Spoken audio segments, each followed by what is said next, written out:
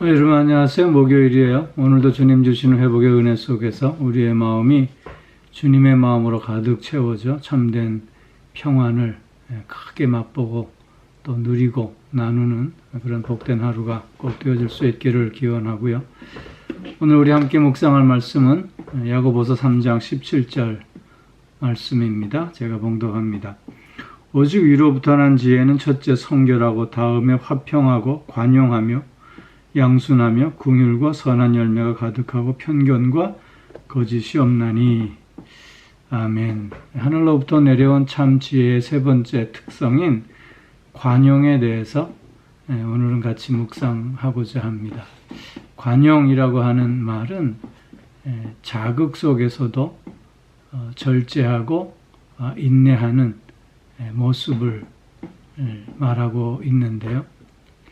즉 누군가가 나에 대해서 도전한다거나 또는 이런저런 다양한 방법으로 자극한다 해도 그것에 대해서 함께 대항해서 싸우거나 또 화를 내지 않는 모습으로 우리가 설명할 수 있을 것입니다.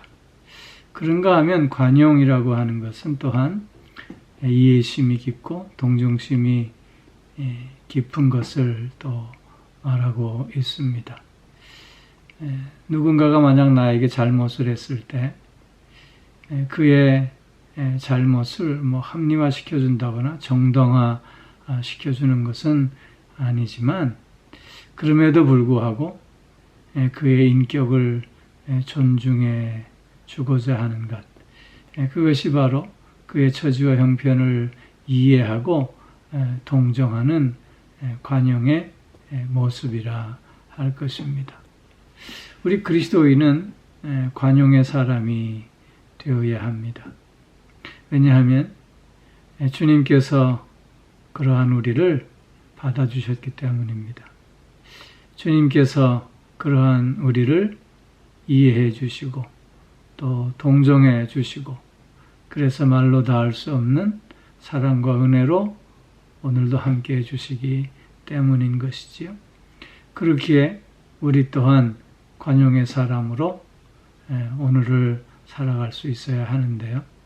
특별히 우리의 삶 속에서 우리가 어떨 때 관용의 모습을 더욱 드러내야만 할 것인가 라고 생각해 볼 때 첫째는 남의 잘못에 대해서 판단할 때 우리는 관용의 모습을 늘 잊지 않아야 하겠다는 것입니다.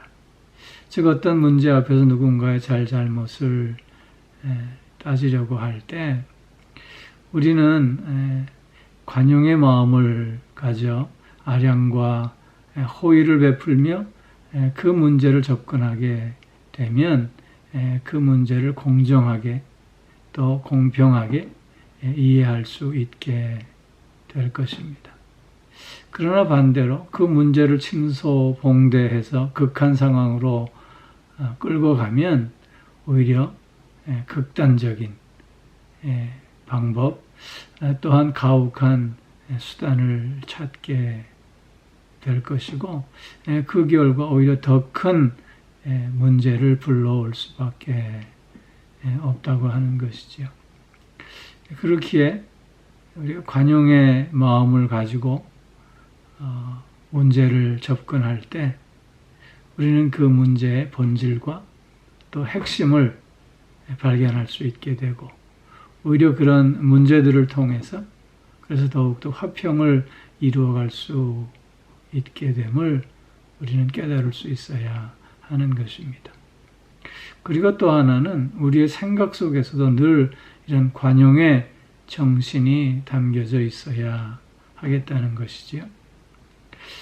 자신의 생각과 주장만을 옳다고 강하게 어필하는 사람들은 어쩔 수 없이 자기 스스로를 과장할 수밖에 없습니다.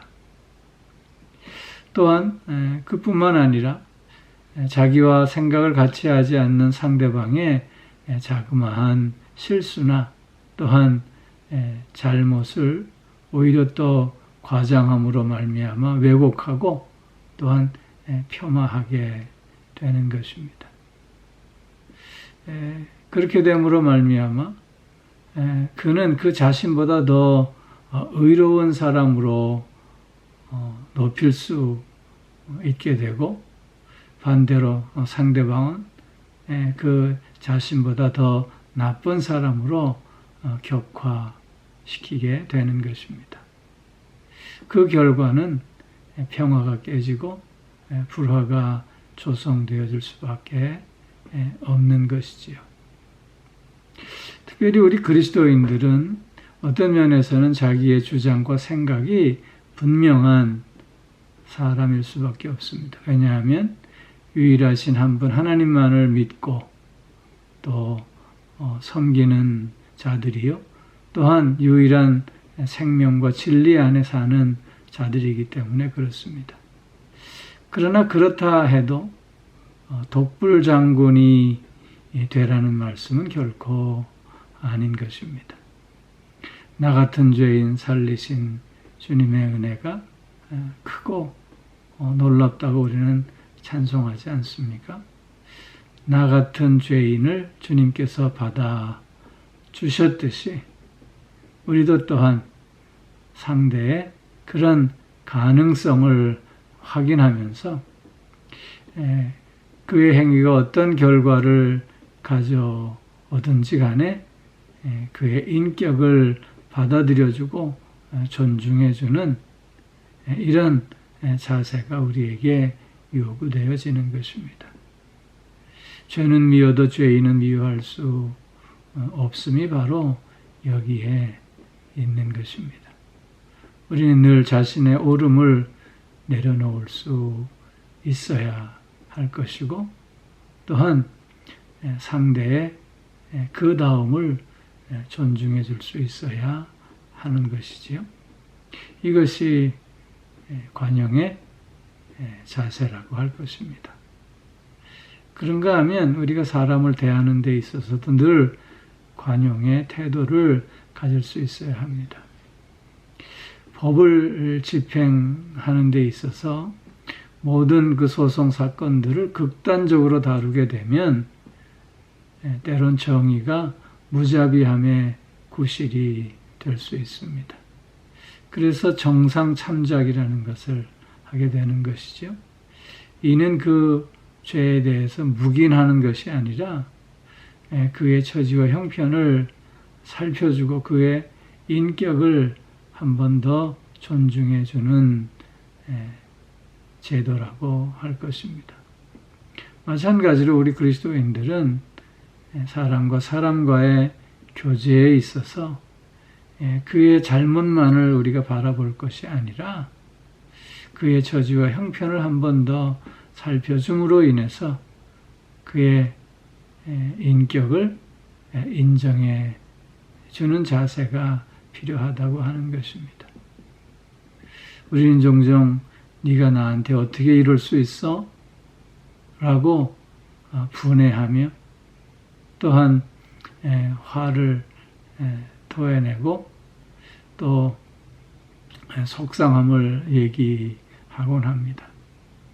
그러나 그러한 생각에서 벗어나 그래, 그럴 수도 있지, 그럴 수도 있겠지 라고 생각함으로 그 우리의 화와 억울함을 다 내려놓게 되면 우리의 관계들은 더 지속되어질 수 있고 또한 더 건강해질 수 있게 되는 것입니다. 관용이라고 하는 건 그렇게 어떤 면에 있어서 나의 권리를 포기하는 것입니다. 주님이 그러셨던 것처럼 나도 나의 권리를 내려놓고 나 중심적인 이기심을 내려놓음으로 말미암아 우리는 관용의 자세로 서로에게 다가가 그 관계를 더욱더 풍성하고 복되게 할 수 있으리라 믿습니다.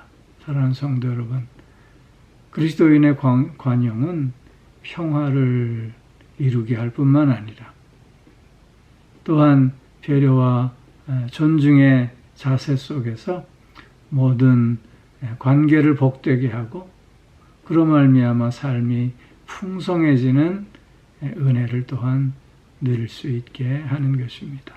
오늘 하루도 주님이 나를 받아 주셨음을 기억하고 감사하는 가운데 관용의 자세로 서로에게 다가가 넉넉한 하루를 살아내는 우리 모두가 꼭 되어줄 수 있기를 주의 이름으로 축원합니다. 기도하겠습니다. 사랑의 아버지 하나님, 나 같은 죄인을 살려주신 주님의 그 품어주심을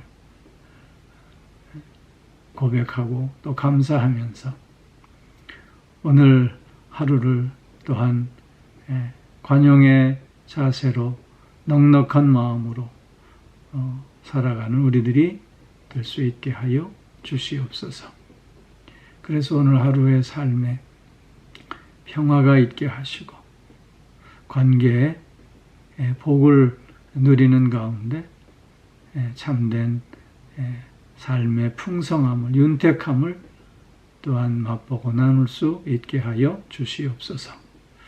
오늘도 영육간의 강건함으로 붙들어 주시고 우리의 가정과 자녀들을 또한 은혜와 사랑으로 덧입혀 주심으로 건강한 가정, 복된 가정 이룰 수 있게 하여 주시고 사랑하는 자녀들 관용의 덕을 배울 수 있게 하여 주시고 그 관용의 삶을 통해서 그 삶이 더욱더 풍성해지는 은혜와 복을 누릴 수 있게 하여 주시옵소서.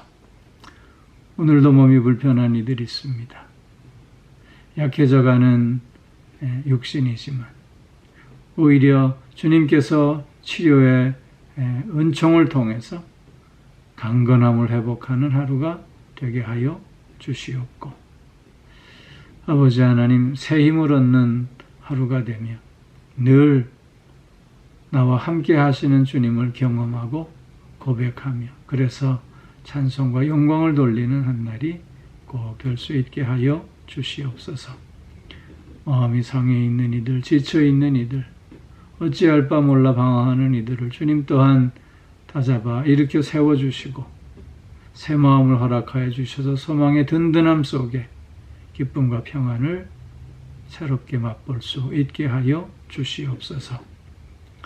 오늘도 주님의 넓은 품 안에서 넉넉한 마음을 가지고 복되게 사는 한 날이 되게 하여 주실 줄 믿사오며 우리 주 예수 그리스도의 이름으로 기도하옵나이다. 아멘.